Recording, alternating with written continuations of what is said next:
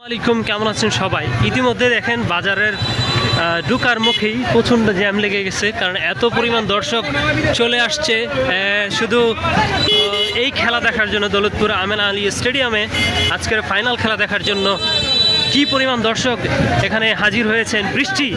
বৃষ্টিকে উপেক্ষা করে মাথায় নিয়ে ভিজে ভিজে খেলা দেখার সম্ভাবনা রয়েছে আজকের খেলাটা। দুই উপজেলার দুই জেলার লোকজন খেলবেন।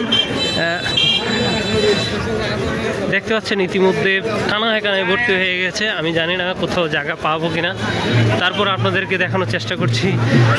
আশপাশটাতে মানে এত পরিমাণ লোকজন আসছে যা ভাষায় প্রকাশ করার মতো নয়, যে ক্রিয়ায় শক্তি ক্রিয়ায় বল কথায় আছে, যে কি পরিমাণ